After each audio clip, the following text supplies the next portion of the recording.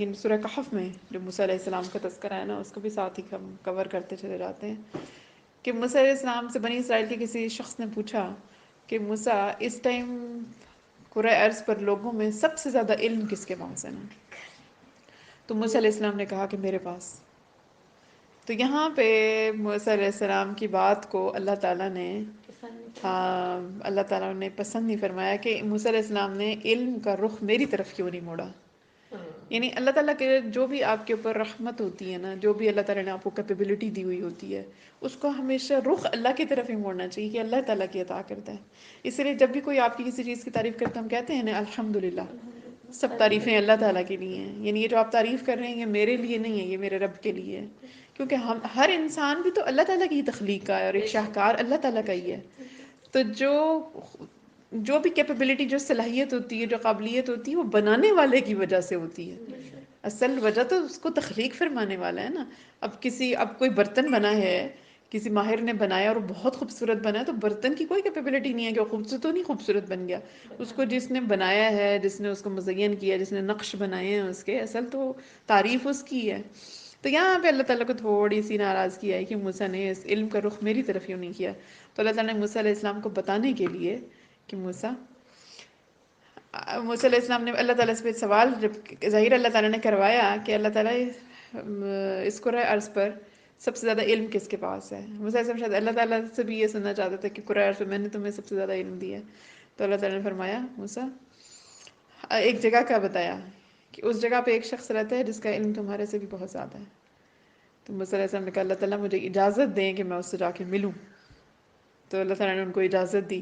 تو اللہ تعالیٰ نے نشانی یہ بتائی کہ موسیٰ اپنے پاس ایک مچھلی رکھ لو، ایک جگہ جہاں پہ دو بحر مل رہے ہیں، دو سمندر مل رہے ہیں یا دو پانی مل رہے ہیں، وہاں پہ جانا، وہاں پہ اس شخص سے تمہاری ملاقات ہوگی، اور وہ مچھلی جو ہے وہ نکل کے اس سمندر کے اندر یا بحر کے اندر یا پانی ہوگا جو بھی دریا کا، اس کے اندر مچھلی جو ہے وہ نکل جائے گی۔ وہ یہ نشانی ہے کہ اسی جگہ پر وہ شخص سے تمہاری ملاقات ہوگی۔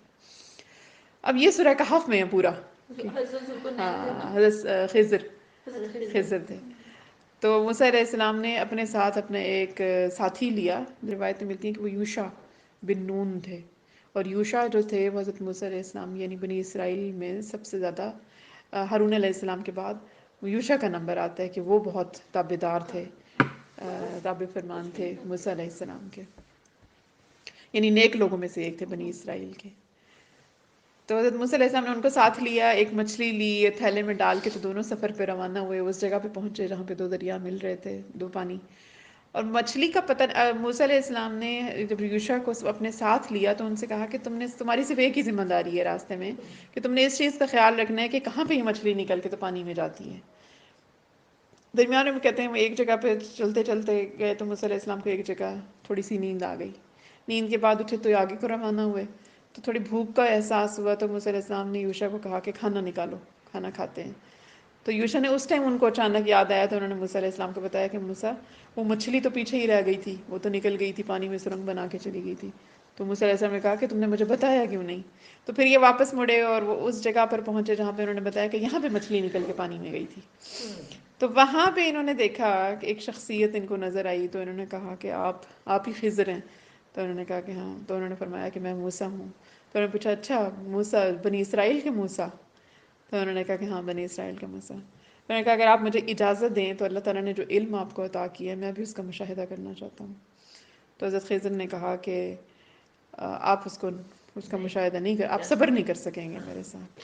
تو موسیٰ علیہ السلام نے کہا کہ آپ مجھے صبر والوں میں سے ہی پائیں گے، اگر میں نہ کر سکوں تو ہمارا معاہدہ ٹوٹ جائے گا، یعنی بے شک آپ مجھے خود سے الگ کر دینا۔ تو انہوں نے کہا کہ چلیں ٹھیک ہے، پھر آپ میرے ساتھ چلیں۔ اب یہ ساتھ ہیں موسیٰ علیہ السلام اور حضرت خضر۔ اب جا کے تو انہوں نے دیکھا کہ آگے خضر علیہ السلام جو ہیں وہ ایک دریا کو پار کرنا چاہتے ہیں اور ایک کشتی میں سوار ہوئے ہیں۔ جب کشتی میں سب سوار ہوئے ہیں تو خضر نے علیہ السلام نے انہوں نے اس کشتی کو نا کہتے ہیں چاک کر دیا، اس کو توڑ دیا، ایک جگہ سے سوراخ کر دیا۔ تو حضرت موسیٰ علیہ السلام کو بہت ناگوار گزرا، انہوں نے کہا کہ آپ نے اس کشتی کو چاک کیوں کیا؟ جبکہ وہ کہتے ہیں کہ کشتی والے جو تھے حضرت خضر علیہ السلام کو وہ جانتے تھے، اور انہوں نے ان سے اس کشتی میں بٹھانے کی اجرت بھی نہیں لی۔ تو موسیٰ علیہ السلام نے کہا کہ انہوں نے آپ سے اجرت بھی نہیں لی اور آپ نے ان کی کشتی کو پھاڑ دیا، اس کو چاک کر دیا۔ تو حضرت خضر علیہ السلام نے کہا کہ میں نے آپ سے کہا تھا کہ آپ صبر نہیں کر سکیں گے۔ تو تو موسیٰ علیہ السلام نے کہا کہ اگر مجھ سے دوبارہ غلطی ہو ہاں میں معافی اس دفعہ معافی چاہتا ہوں. اب دونوں آگے چلتے گئے. اس کے بعد کہتے ہیں ایک جگہ سے گزرے کہ جہاں پہ کچھ بچے کھیل رہے تھے اور ان میں ایک لڑکا تھا جو کھیل رہا تھا. تو خضر علیہ السلام نے اس کو پکڑا اور اس کو مار ڈالا. اب موسیٰ علیہ السلام پھر پڑے، ان سے صبر نہیں ہوا اور وہ بول پڑے کہ یہ آپ نے کیا کیا، ناحق ایک بچے کی آپ نے جان لے لی. تو خضر علیہ السلام نے کہا میں نے آپ سے کہا تھا کہ آپ صبر نہیں کر سکیں گے. تو موسیٰ علیہ السلام نے کہا کہ بس ایک موقع اور دے دیں، اگر اس کے بعد میرے سے غلطی ہوتی ہے تو ہمارا معاہدہ ختم ہو گیا. اب پھر کہتے ہیں ایک اور بستی میں گئے سفر کرتے کرتے، تو وہاں پہ جا کے بستی والوں سے کھانا مانگا. بھوک لگی ہوئی تھی، کھانا ختم ہو چکا تھا، تو کھانا مانگا تو انہوں نے کھانا نہیں دیا، انہوں نے ان کو مہمان نوازی نہیں کی ان کی. تو لیکن اب مایوس ہوئے کہ کھانا نہیں ملا، لیکن ایک جگہ دیوار ٹیڑھی نظر آئی. تو خضر علیہ السلام نے اس دیوار کو مرمت کر کے تو اس کو سیدھا کر دیا. تو موسیٰ علیہ السلام نے کہا کہ آپ اس کی اجرت ان سے وصول کر سکتے تھے، بستی والوں نے تو ہمیں کھانا ہی نہ دیا اور آپ نے ان کی جو ہے ان کی دیوار سیدھی کر دی. تو حضرت خضر علیہ السلام نے کہا کہ بس اب آپ کا اور میرا معاہدہ ختم. تو جن باتوں پہ آپ صبر نہ کر سکیں، مجھے معلوم تھا کہ آپ صبر نہیں کر سکیں گے، اور آپ کیسے صبر کر سکتے ہیں ان باتوں کے اوپر جو آپ کے لیے واضح نہیں ہے نا. تو میں نے یہ جو بھی کام کیا میں نے اللہ کے حکم سے کیے. اس کشتی کو میں نے اس لیے چاک کیا کہ آگے جب وہ کشتی جا کے کنارے پر رکنی تھی تو وہاں پہ ایک ظالم بادشاہ تھا جو کہ ہر ظالم کشتی کو، جو صحیح سلامت کشتی ہوتی تھی، اس کو پکڑ کے تو زبردستی اپنے قبضے میں کر رہا تھا. تو میں نے اس کو اس لیے چاک کیا تاکہ یہ جو کشتی والے ہیں ان کی کشتی کو وہ نقص میں دیکھ کر تو اس کشتی کو اپنے پاس نہیں لے گا، چھوڑ دے گا اس کو. پھر اس بچے کو میں نے مارا تو وہ بچہ مجھے کافر نظر آیا، جبکہ اس کے والدین جو تھے وہ بہت ایمان والے تھے. تو میں نے آپ کا رب نہیں چاہتا تھا کہ یہ بچہ ان کے ایمان کو خراب کرے، ان کے لیے مشکل کا باعث بنے. اللہ تعالیٰ ان کو اپنی رحمت سے ایک اور نیک اولاد عطا فرمائے گا. اور جس دیوار کو میں نے سیدھا کیا تو یہ دیوار ان لوگوں کی ہے، اس شخص کی ہے، اس کے نیچے ایک خزانہ دفن ہے. اور یہ ان دو لڑکوں کی دیوار تھی کہ جن کے باپ ان کا بہت نیک آدمی تھا، اور اس نے اس خزانے کو اس دربار کے نیچے دفن کر دیا تھا کہ جب یہ بچے بڑے ہوں گے تو اپنا خزانہ نکال لیں گے.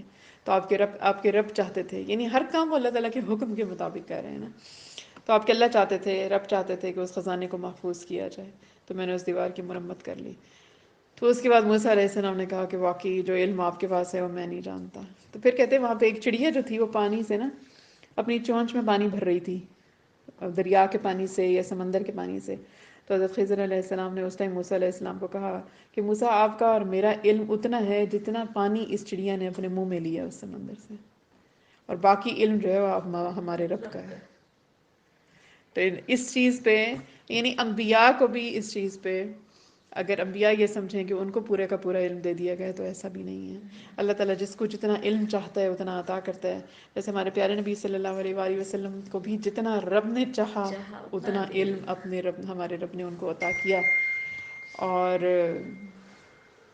انبیاء بھی ظاہر ہے کہ ہر چیز کے لیے رب کائنات کے ہی محتاج ہیں.